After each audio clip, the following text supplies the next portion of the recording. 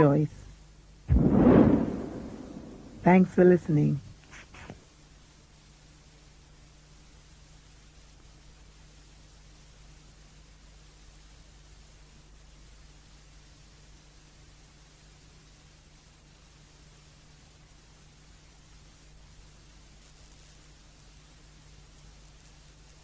These are the questions you and I have to ask. How did we get this mine? OPEC production limits, helping to drive down the price of oil from $20.50 a barrel in the opening days of 1990 to a mere $13.60 a barrel by summer. You have to understand the difference. We didn't come over on the Nita, the Pinta, and the whatchamacallit. We didn't land on Plymouth Rock.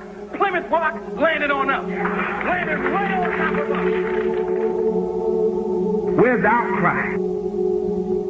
Why? You can get all the film and the footage of all the carnage in Los Angeles, but you can show me no footage of any damage in Iraq. And all you show me is some surgical strike. Now, 1 year later, it comes out that these so-called surgical strikes were missing.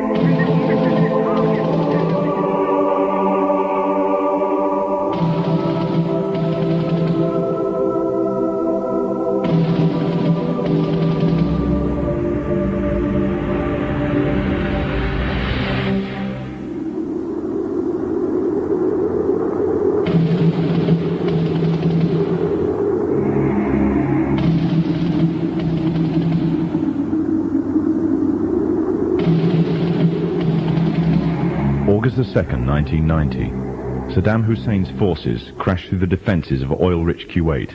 In fear of an Iraqi invasion into Saudi Arabia, the United States and her coalition allies poured into the Arabian Peninsula to form a deterrent that would be known as Desert Shield. The result was a series of diplomatic talks, negotiations and counter-negotiations that rapidly declined into a no-hope situation. On August the 17th, 1991, Desert Shield became Desert Storm. Center of this city. Just one comment. Clearly I've never been there, but it feels like we're in the center of hell. There continue to be these flashes of light often. Whoa! Holy cow. The conflict was witnessed by millions through the eye of CNN and the BBC, showing propaganda of the systematic eradication of Saddam's forces by a coalition far superior in technological, political, and economic power. However, what was little known was that from the outset the war was engineered, controlled, and manipulated by an elite group. A group which had created the illusion of a man with power, at the head of a million-strong army, on the verge of going nuclear. A man who had gained control over 1/5 of the world's oil overnight. However, in reality, he was merely a pawn, in amongst many pawns. Just a puppet in a grand master plan, with the Gulf War as a well-orchestrated stepping stone. The orchestrators of the war were by no means strangers to controlling major world events. In fact, they have done so for centuries. From the shadows, they have engineered every major war, revolution, and recession. They control everything you read, everything you hear, and everything you see. They have managed to indoctrinate an entire populace to their way of thinking, and have infiltrated key positions in places of authority. And it is from the shadows that they have created a new political order, a new economic order, and more sinister, a new religious order. Their ultimate aim is total global domination, and they will stop at nothing to reach their goal. The goal that was outlined in a speech given by former President of the United States, George Bush. What is at stake is more than one small country. It is a big idea, a new world order.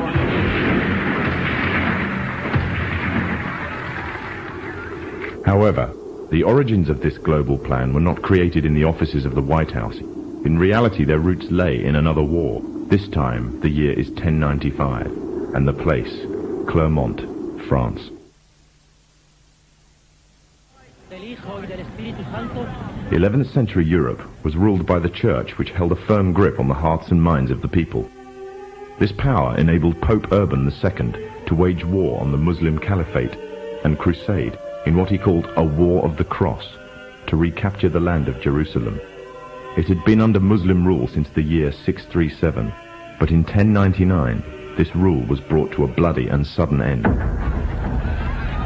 In the name of the cross, women were raped and murdered. Children were put to the sword, and it is said that blood ran in the streets knee-high to the horses.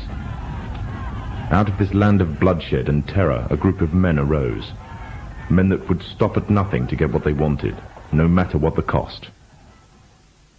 20 years after Jerusalem was taken, the Dome of the Rock was seized by a group of warrior monks calling themselves the Knights of the Temple of Solomon, or more simply, the Knights Templars.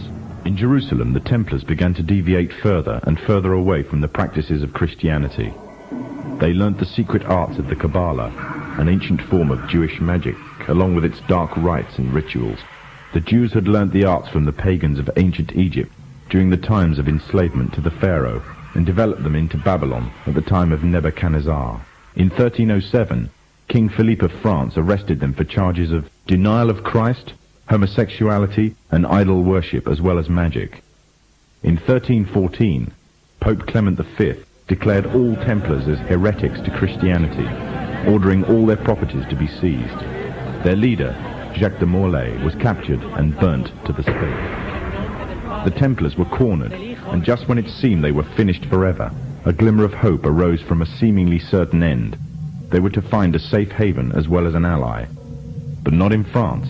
In fact, in a country in a desperate struggle for independence against the English. The country of Scotland.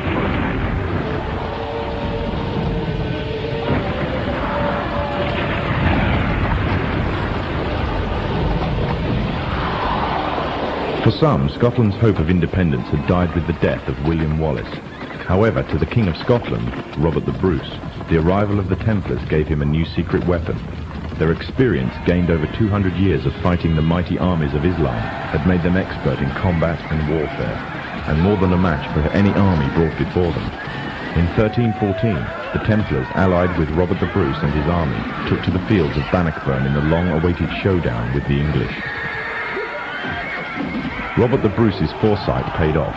The 25,000-strong English army suffered a humiliating defeat at the hands of only 6,500 men. The dream of an independent Scotland had finally been achieved. The Templars had brought themselves back from the brink of destruction, and never again would they allow themselves to be destroyed. This time, they would control the country by controlling its kings, and in order to preserve their secret order, the Templars would have to die, or more precisely, the name would have to die. The Templars, who had escaped Europe, were finally laid to rest in Roslin Chapel, Scotland, which stands to this day as sign of their presence in Britain. Their descendants became the true power of Scotland. In 1603, the death of Queen Elizabeth I left England without an heir to the throne. By virtue of descent, King James V of Scotland became King of England.